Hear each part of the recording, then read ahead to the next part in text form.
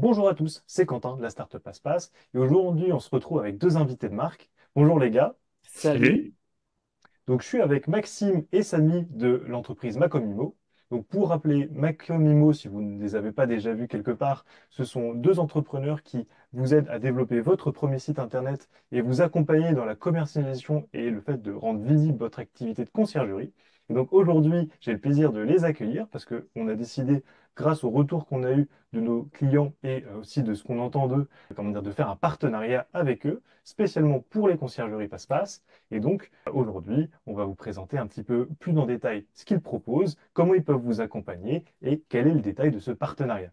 Donc, Maxime, je te laisse commencer. Présente-toi un petit peu, qu'est-ce que tu fais aujourd'hui chez Macomimo? Rebonjour à tout le monde. Donc moi, Maxime de Macom Imo, je suis spécialisé en marketing. Chez Macom Imo, mon objectif, c'est de participer au développement de l'activité de tous mes clients, que ce soit des conciergeries ou des exploitants en location courte durée. Macom Mhm, Imo, c'est une agence digitale spécialisée dans la location courte durée. Donc, on accompagne vraiment mhm. à la professionnalisation et à gagner des clients grâce à des outils spécifiquement développés, que ce soit pour des créateurs d'activités de conciergerie notamment, ou des conciergeries et autres acteurs plus évolués, avancés dans leur processus. Voilà. Super. Et toi, spécifiquement, ton travail dans ton activité, c'est quoi? J'aime bien voir le marketing comme l'action de faire vendre, c'est-à-dire que le marketing, c'est pas raconter de fausses promesses, c'est de participer au développement direct du chiffre d'affaires. Et donc, du coup, moi, ma mission, c'est de fournir tous les outils nécessaires au développement commercial d'une activité. Donc, en l'occurrence, quand on parle à une conciergerie, c'est de lui trouver les outils les plus adaptés pour lui permettre de convaincre, d'appuyer la légitimité auprès d'un panel de prospects bien ciblé, puisque c'est aussi ça mon travail, c'est de se dire, je ne vais pas toucher la terre entière, il faut que je touche Mhm. mon client. Et donc, du coup, on travaille ensemble sur ce travail de positionnement, ce travail de ciblage, et puis après, on développe les outils spécifiques pour toucher les clients qui nous intéressent pour aller dans le sens du chiffre d'affaires qu'on veut développer et de la rentabilité qu'on veut atteindre. Voilà. Ok, super. Et toi, du coup, Samy, présente-toi un petit peu et quel est ton travail chez Macomimo? Oui, alors moi, mon rôle, c'est plutôt dans la partie communication. Maxime, c'est plutôt la partie marketing et moi, c'est plutôt la partie communication. Donc Mhm, Maxime, plutôt vraiment côté stratégie mhm, et moi, ça va être côté un peu plus opérationnel, entre guillemets, dans la création des sites Internet. On nous connaît peut-être également sur le nom du Triplex, le podcast Le Triplex, on a cofondé le Triplex avec également Lauriane, avec Maxime. Et du coup, Macom Imo, alors on verra peut-être d'où c'est venu tout à l'heure, mais comme l'a dit Maxime, c'est vraiment une agence spécialisée dans la location courte durée. Et mhm. on a vraiment à cœur de garder que cette spécialité-là, parce que Ouais. c'est vraiment notre domaine d'expertise. Mm. Yes, super. Et donc, vous parlez de marketing, de communication, mais concrètement, quels sont les services que vous proposez? Alors, l'idée, quand on a créé Macom Imo, c'est on s'adressait principalement, notre avatar client, quand on a commencé, c'était les créateurs d'activités dans la location courte durée, notamment les conciergeries. Donc, on a accompagné, Mhm, aujourd'hui, on est à plus de 500 conciergeries et sous-loueurs accompagnés, mhm, donc, depuis qu'on a créé Macom Imo. mhm. L'idée, c'était de leur proposer des produits qui soient adaptés à leur profil, à leur Mhm. statut de débutant sur ce marché Des de la créations, location ouais. courte durée et avec les budgets qui correspondaient. Donc, on a cherché les solutions les plus adaptées pour être efficace tout de suite dans un budget compétitif et contraint. Donc, on Ok. a travaillé sur notamment nos best-sellers. Ce sont des sites internet, des sites vitrines pour les conciergeries pour gagner en Mhm. visibilité, pour Ouais. appuyer sa légitimité. Et puis après, c'est tous les outils marketing, comme je l'ai dit, pour comment convaincre les clients, les toucher, que ce soit avec des flyers, que ce soit avec des cartes de visite. L'idée, c'est vraiment d'appuyer son côté pro et de se différencier sur son marché, puisque comme on l'entend souvent, il y a peu de barrières à l'entrée en conciergerie.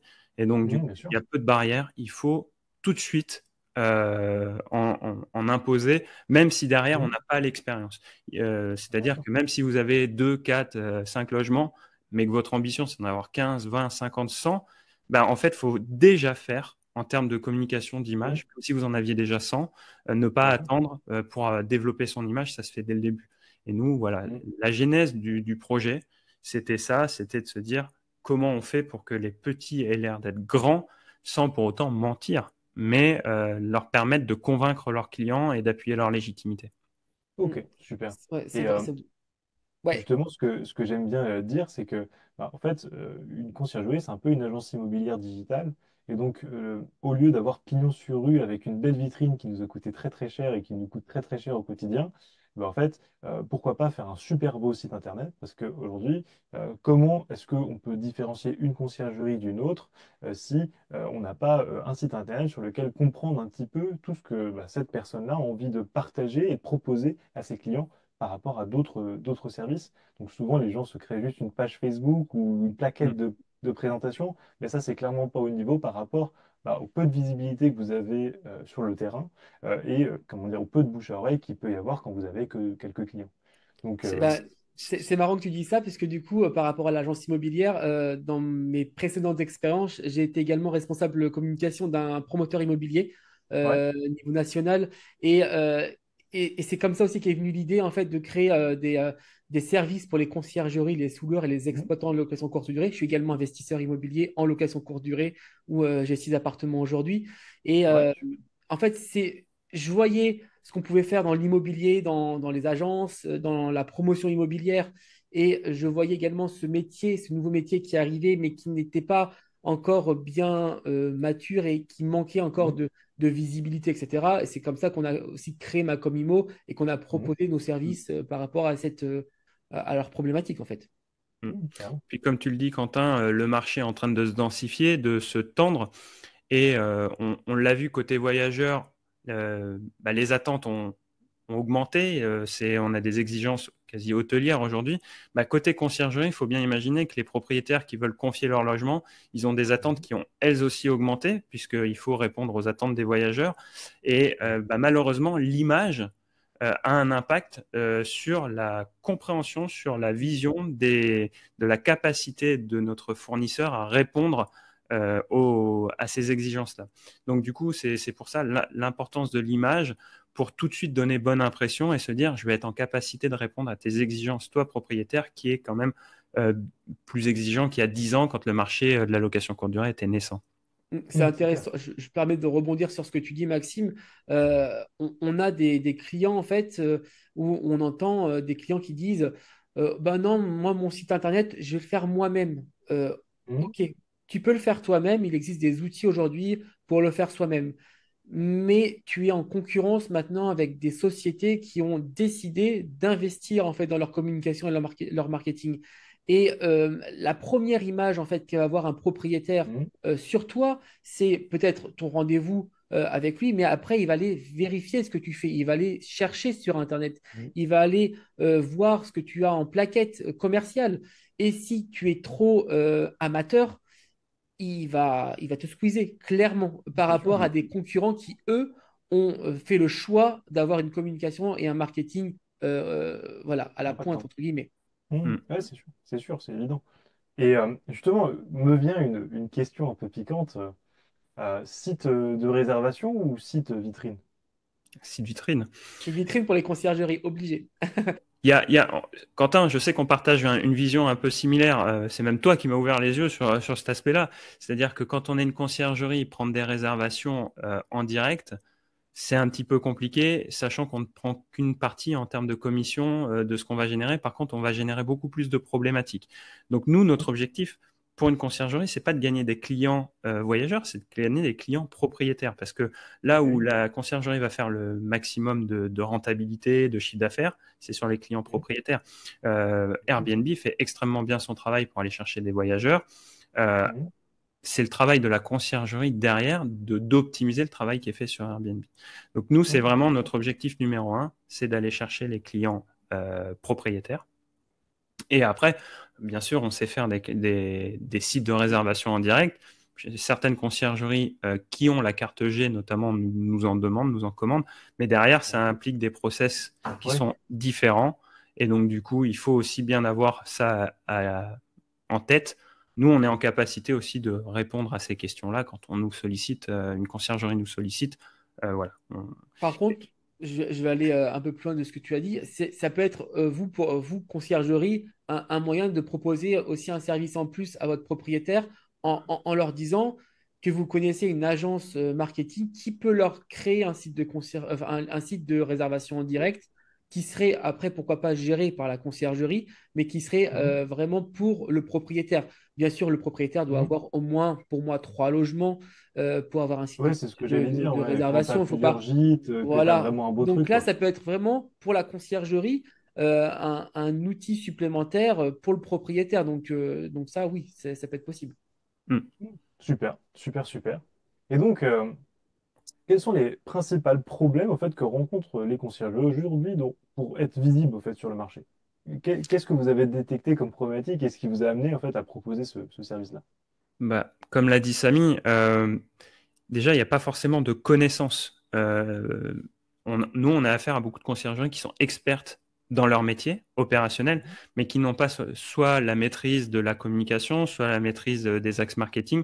Quand on parle de ciblage, de positionnement, c'est vrai que bah, quand on a affaire à quelqu'un qui est un expert Mhm. de la production, de la gestion de son activité, c'est pas forcément son cœur de métier, son expertise, elle n'est pas forcément dans le travail de positionnement, le travail de ciblage. Bien sûr. Et donc, du coup, nous, on leur apporte cette vision extérieure tout en ayant une bonne connaissance du marché de la location courte durée. Et donc, on peut leur Mhm. apporter cette expertise. Et deuxièmement, comme Samy le disait, sur les sites où les personnes vont se dire, bah, moi, je peux le faire moi-même, bah, nous, on part du principe que la valeur ajoutée d'une conciergerie, elle est dans la gestion opérationnelle, la gestion de la ressource humaine, comment dire, l'optimisation de l'exploitation des logements Mhm. et pas forcément dans le temps passé à créer un site. Et derrière, bah, vaut mieux sous-traiter ce genre de prestations pour avoir quelque chose qui soit optimal et utiliser son temps sur quelque chose où on a une vraie valeur ajoutée pour vraiment développer son business. Un bon C'est chef clair. d'entreprise, c'est celui qui va savoir déléguer à la bonne personne pour après utiliser son temps, parce que malheureusement, ça c'est quelque chose enfin, qu'on ne peut pas dupliquer, et de l'utiliser à bon escient sur là où on apporte le plus de valeur ajoutée. Donc C'est clair. c'est Bah, vraiment ça. je vais donner un autre exemple, c'est qu'il y a de plus en plus de gens qui essayent de se créer avec les outils en no-code, comment Oui. dire, les connecteurs comme Zapier, Make, sites de bases de données comme Airtable, Notion, des sites comme Software, comment dire. En fait, toutes ces boîtes-là, en fait, elles te permettent de créer des petits Mm. logiciels, comment dire, et de faire marcher la base. Mais en fait, tout de suite, tu deviens en fait le directeur technique de ta boîte. Et donc, à Mm. chaque bonne mise à jour, chaque problème, chaque aussi besoin que tu as envie, en fait, si tu n'as pas la connaissance et que si tu n'as pas assez pris de recul sur ton activité ou si tu ne connais pas assez bien ton activité, tu risques au fait de, à chaque étape, re- accumuler de la dette technique. Parce qu'au fait, vu que, comment dire, tu découvres ton métier en même temps que de découvrir, Mm. en même temps que développer ton outil, en fait, à chaque fois, tu seras en retard. Et c'est Bah, pour ça que, il y a plein de gens qui se mettent dans le no-code pour des logiciels aussi. On a même un qui a essayé de recopier passe-passe, entre guillemets, en petite partie, bien entendu, mais recopier passe-passe et proposer ça en no-code. Et en fait, concrètement, c'est pas quelque chose qui est sain, en fait, pour une conciergerie. Parce qu'elle a déjà du mal à proposer de base son service. Si en plus, à chaque fois qu'elle a un problème, elle doit elle-même gérer ses problèmes, ça marche pas. Et c'est pareil pour les sites Internet. Où, en fait, l'expertise, c'est comment dire, le fait de savoir bien développer un site Internet. Il y a plein de balises qu'on va pas penser à faire si on n'est pas expert. Retravailler le référencement, les champs lexicaux, la sémantique, comment dire, travailler aussi les mots-clés. Moi, je connaissais plein de conciergeries qui avaient des sites internet où même le nom de la ville, ils avaient oublié de l'ajouter dans leur site Mm. internet. Donc forcément, il n'était pas référencé. Et tout ça, en fait, ce sont des choses que des personnes qui ont développé cette expertise et qui s'y sont plus intéressées que de nature, en fait, vont vous aider à, comment dire, à passer cette étape-là, en tout cas. Mais C'est ça. Vas-y, Et vas-y. je te rejoins sur ça, Quentin, parce que tu nous as expliqué aussi que PassePass, c'était un outil qui permettait de guider dans la gestion opérationnelle d'une conciergerie en mettant plein d'étapes, Mhm. parfois contraintes quand on se lance sur PassePass, mais qui au moins pouvaient permettre de guider dans la gestion opérationnelle pour pouvoir Mhm. optimiser tous les process. Bah, quand on crée un site internet avec nous, c'est aussi le sujet, c'est de se dire, bah ouais, mais quand je vais le compléter, il va falloir quand même que j'ai déjà travaillé sur mon positionnement, Mhm. qu'il va falloir que j'ai travaillé sur c'est quoi mes avantages concurrentiels. Euh, Mhm.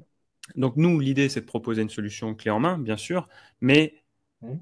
à travers cette solution clé en main qui est déjà construite, la Mhm. structure t'oblige, quand tu prends le site et que tu veux le personnaliser, bah, À ça te le t'oblige perfectionner, à ouais. te poser les questions pour avoir ton positionnement, pour travailler ta cible et te dire, ah ouais, mais ça, c'est pas pertinent. Ça, oui. Parce que finalement, bah, nous, on l'a vu tellement de fois, beaucoup de conciergeries qui se disaient, bah, tiens, mon process opérationnel, tac, tac, tac, bon, bah, ça, c'est... Mais par contre, le process marketing, rien n'avait été vu. Et Mhm. du C'est coup, des bah, choses sur lesquelles nous, on peut accompagner également, du coup, par rapport à ça. c'est ça. Et du coup, rien que le travail sur le site avec la structure qui est existante, nous, comme on connaît notre métier, comme on connaît la location courte durée et qu'on connaît les principales problématiques des conciergeries, c'est de dire, bah, voilà, le minimum que tu dois faire, bah, rien que déjà que compléter le site, ça va te permettre d'y voir plus clair sur ta façon d'adresser tes clients. C'est clair. C'est clair. Bah, enfin, c'est clairement pour ça que j'ai décidé de travailler avec vous. C'est parce qu'en fait, on avait la même conception. C'est que make technology simple. Et pour tout le monde, en fait. C'est vraiment le rendre accessible et en fait, essayer de le vulgariser au maximum et que les gens n'aient plus qu'à modifier comment dire, bah, les mots, ce qu'ils ont envie de dire, leurs photos, puis leur style. Et en fait, c'est comme ça que bah, ils arrivent à avoir quelque chose de tout de suite bien plus professionnels et prêts que des gens qui essayent de tout faire eux-mêmes. Et il y a une pub justement, comment dire, qui expliquait qu'un restaurateur, bah, en fait, préparait, faisait toutes les étapes de la chaîne de valeur et du coup, bah, faisait plus de Oui. restauration. Et en fait, bah oui, il faut se faire aider pour avoir des résultats, c'est sûr. Et donc, D'ailleurs, je crois que c'était une pub sur les sites internet, ça, il me ouais, semble. c'est ça. Ouais, C'est ça, c'était. ouais. Ouais. Donc, donc ça, c'est top. Et je pense que bah, nos clients vont se poser la question, donc, OK, cool, on prend votre site Internet. Combien de temps ça prend en moyenne bah, de le mettre en place, de le mettre à nos couleurs, etc. À quel point vous êtes réactif là-dessus. Et ensuite, à partir de quand on a des résultats? Parce qu'en fait, un site Internet, déjà, il n'est pas référencé du jour au lendemain. Et après, bah, il met du temps aussi à remonter. Donc, qu'est-ce que vous faites dans ce sens-là? Et en combien de temps vous pensez que votre site Internet va commencer à performer? Nous, un site internet, ce qu'on fait, c'est qu'on a, quand on nous commande un site internet, on vous demande tout Mhm, un tas d'informations dans notre process, notamment vos coordonnées commerciales, votre mhm, logo, vos couleurs, bref, tout ce qui va nous permettre en fait de personnaliser votre site. Parce que mhm. le site, quand on le livre, le texte est générique dedans, Mhm. mais il est déjà à vos couleurs, il y a vos coordonnées, les formulaires sont paramétrés pour tomber dans votre boîte mail, on vous explique comment vous créez une adresse mail professionnelle. Bref, le site, on le propose Mhm. clé en main. Mhm. Et on le livre en général sous 2 semaines. C'est-à-dire, Mhm. c'est entre 1 et 2 semaines, simplement parce qu'il y a des fois des délais par rapport au transfert des logos, par rapport, il faut avoir un hébergement. Alors ça, on vous explique comment ça fonctionne, acheter son nom de domaine, mettre en place un hébergement, on peut même vous accompagner pour pas que, bah, on comprend bien que c'est pas votre cœur d'activité Internet. Nous, on s'occupe de tout ça pour vous, si vous le souhaitez. Donc, et ça, en général, le site est prêt en 1 à 2 semaines. Et Mhm. après, on vous livre des tutos, vous avez différents tutos en vidéo qui vous expliquent en pas à pas, si vous souhaitez aller modifier votre site, comment il faut faire partout à chaque étape, comme tu disais, changer une photo, changer une police. Voilà, vous avez tout pour que ce soit simple. Mais l'idée, Mhm. c'est que vous n'ayez pas grand-chose à faire pour que vous puissiez vous concentrer sur votre... Alors, quand on a lancé les sites, c'était pour que nos clients Mhm. se focalisent sur leur prospection commerciale.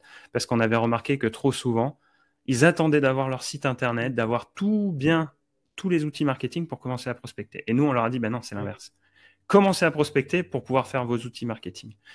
Ouais, Euh, enfin, comment dire, c'est un conseil qu'on peut donner à beaucoup d'entrepreneurs débutants, c'est il vaut mieux commencer à vendre avant d'avoir tout développé. Par exemple, nous, la première formation qu'on a faite, ben, en fait, on a déjà essayé de voir s'il y avait du monde qui était intéressé. Et ensuite, quand on a vu que ça avait pris, que nos clients passe-passe étaient intéressés par une formation qui leur permettrait d'allier la technologie avec l'opérationnel et de nous rencontrer en vrai et de vivre cette expérience-là, ben justement, on a développer cette formation et on a passé 2, 3 semaines non-stop à bosser cette formation et à réfléchir à comment la remplir de tout ce qu'on savait. Mais avant de faire cette démarche de tout créer et de perdre 3 semaines potentiellement de travail inutile, parce qu'il n'y a pas de marché, que c'est pas intéressant, ben en fait, voilà, on avait fait d'abord cette démarche-là et je pense que c'est un peu la même chose pour vous.